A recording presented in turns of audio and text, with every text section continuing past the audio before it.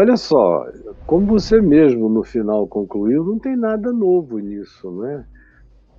O budismo ensina a mesma coisa, o taoísmo ensina coisa praticamente idêntica, qualquer grupo de mentalização do hinduísmo clássico, das muitas variações de grupos e seitas dentro do hinduísmo, falam exatamente a mesma coisa. Todos os grandes místicos da história humana recomendaram a mesma coisa, o esvaziamento da mente em relação àquelas coisas que são negativas, são ruins, não deveriam ocupar a nossa mente. A gente deve aprender a pensar com realidade, positividade, esperança, com fé, com soluções, tratar a vida com amor. É o que todo mundo que teve sabedoria divina na história, nos continentes, nos povos, ensinou. E são sabedorias completamente úteis, não tem nada de errado. E nisso aí, você veja, as grandes pessoas da Bíblia foram pessoas de presságio, como diz o profeta Zacarias, no capítulo 3, onde ele diz: reúne os homens de presságio aí no meio de ti, porque existem alguns. Quem são esses? São os que olham para o futuro sem negatividade, mesmo quando veem o perigo adiante, eles veem saídas.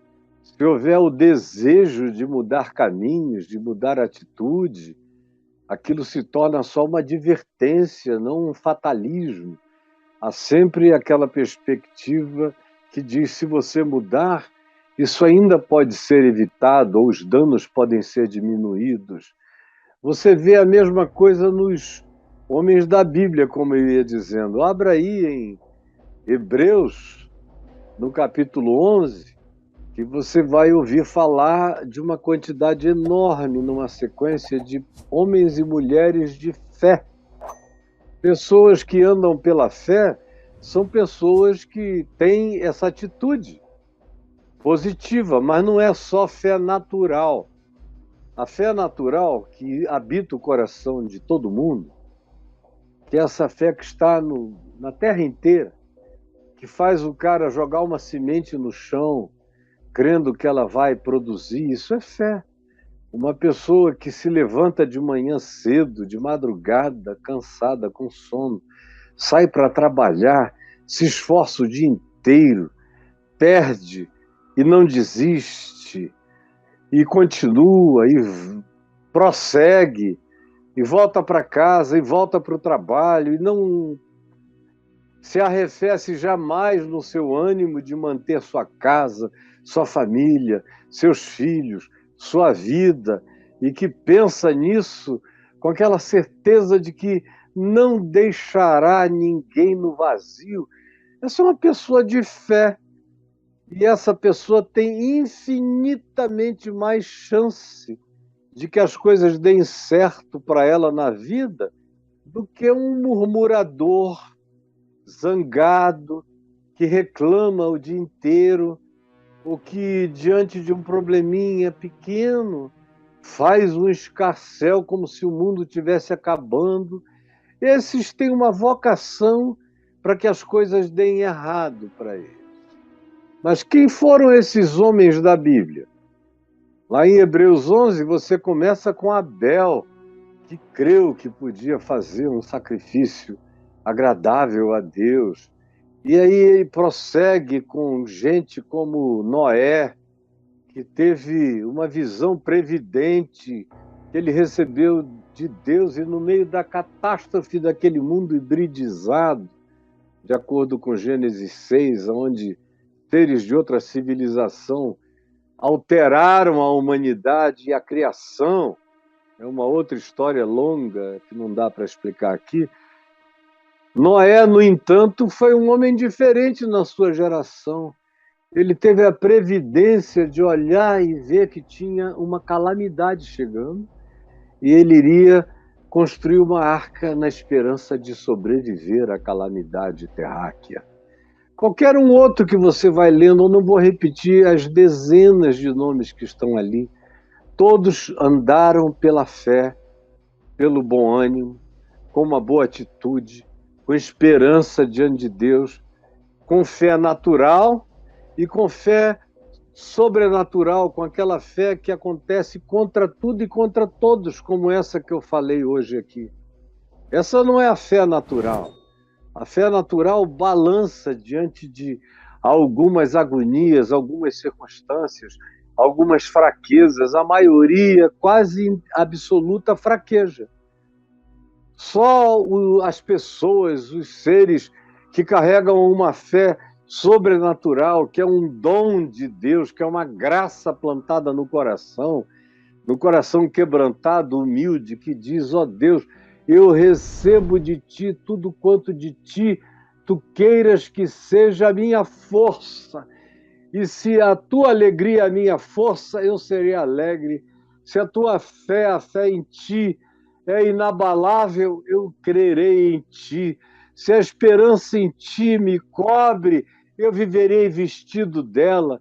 Se o teu amor é a certeza do meu caminho, é nele que eu andarei. Esses vencem tudo, esses vencem a morte, esses não encontram fantasmas na vida, esses simplesmente vão. Então, amém. Não tem nada de errado. Paulo diz, leia aí, escrevendo aos Filipenses, no capítulo 5, ele nos ensina no que pensar. Aí o que é para pensar? É tudo que é negativo, tudo que é desconstrutivo, tudo que é de má fama, tudo que é calunioso, tudo que é duvidoso, tudo que não foi exatamente como planejado. É assim que a gente deve viver, remoendo e recorrendo e repetindo fracassos na mente, os dos outros, dizendo que serão os nossos, e fazendo disso um ciclo. É isso que Paulo ensina no que pensar? Ao contrário, ele diz: olha, pensem nas coisas lá do alto, aonde Cristo vive assentado à destra de Deus. Pensem nas coisas positivas, em tudo que é bom, é de boa fama, produz louvor, produz generosidade, produz positividade, produz alegria, produz paz, não gera conflitos, não alimenta guerras. Pensem nessas coisas boas, encham o coração de amor, vivam com o melhor de paz e alegria e fé que vocês tenham para derramar na vida. E a paz de Deus será com vocês. E vocês ficarão cheios da paz que excede a todo entendimento. É um ensino para ser praticado com fé, com esperança. Uma das palavras prioritárias de Jesus é essa: não temais, tem de bom ânimo. Ou então sou eu, quando eles estavam em pânico, no meio do mar da Galiléia, achando que estavam vendo um fantasma andando sobre as águas, Jesus disse: sou eu, não temais, tende fé. É o que ele repete o tempo todo. Ser discípulo de Jesus é receber uma injeção diária de bom ânimo, de fé, de expectativa do melhor, apesar de todas as coisas difíceis que venham, meu filho. Então esse moço aí é só um repetidor de coisas muito antigas, que ele não inventou nenhuma delas. Por exemplo, nos anos 50, já havia, desde os anos 40, o reverendo Norman Vincent Peale. nos Estados Unidos. Esse cara, sim, é o chamado do pensamento positivo, ocidental, cristão, americano, que influenciou uma quantidade enorme de pessoas nos anos 50, que influenciou até políticas de Estado americano, com a atitude de positividade, seja positivo. Escreveu um livro que se tornou um dos maiores best-sellers da história, O Poder do Pensamento Positivo. E depois uma quantidade enorme de livros na mesma linha. Norman Vincent Peale foi grande influenciador de pessoas que já no século XX, depois dos anos 60, se tornaram famosos também, ensinando essa positividade que, como caldo de galinha, não faz mal a ninguém, meu Deus. Como Bob Schuller, que tinha um programa nos Estados Unidos de costa a costa chamado A Hora do Poder, que construiu a Catedral de Cristal, era tudo na positividade. Chegava a ser uma positividade tão extrema que virava uma coisa positivista, poliana moça, fugindo da constatação da realidade, porque para viver a minha fé eu não tenho que negar a realidade, eu chamo ela pelo nome, eu a encaro. Eu não me evado da realidade, eu só não me impressiono com ela. E a atropelo, cheio de fé, de esperança e de amor, sabendo que o Senhor perfeitamente desembaraça o meu caminho, conforme a fé extrema e absolutamente positiva, que não é só natural, é essa fé sobrenatural que habita o coração daquele que invoca o nome de Deus. A fé, meu filho, por si só, carrega grande poder. A mente tem grande poder. Um ateu negativo e um ateu positivo, não tem a menor dúvida de que o ateu positivo, construtivo, propositivo, vai ter muito mais sucesso na vida do que o ateu negativo. Portanto, em se tratando de fé, de vontade de viver, de coragem para existir, de autodeterminação para guerrear, mesmo a fé natural, mesmo a obsessão dos guerreiros, dos líderes, daqueles que dizem vou ganhar, vou conquistar, ou dos atletas, ou daqueles que têm alguma coisa para colocar em jogo, os que têm positividade, os que entram em campo para jogar sem tremer as pernas, sem medo do adversário, que chegam livres, soltos, ou quem sobe num octagon para lutar, quanto mais pacificado, sereno, consciente esteja, mais chance tem de vencer. O apavorado tem tudo para perder, porque mesmo a fé natural já coloca você numa situação de vantagem extraordinária. Agora, quando se trata de crer de maneira sobrenatural em Deus, porque Jesus disse que tudo é possível ao que crê. Aquele que anda com fé já anda num caminho de possibilidades indizíveis, mesmo que seja uma fé natural, feita de positividades e propositividades. Mas aquele que anda com o coração cheio de fé na ressurreição, no Deus que ressuscita mortos, esse tem uma fé que está para além da positividade imediata, esse está para além de qualquer que seja o pensamento positivo, porque nenhum pensamento positivo ressuscita alguém dos mortos. Eu tenho pensamento positivo, eu sou uma pessoa positiva, sempre fui, desde menino. Nunca vi problemas. Ai, meu Deus. Não, mesmo no pior dia da minha vida, em que, como eu narrei hoje aqui, não havia saída nem para um lado nem para o outro, Tinha gente que dizia que eu ia me matar, e eu estou vivo, eu continuei vivendo. No meio daquela calamidade toda, eu descobri o amor, descobri a minha mulher.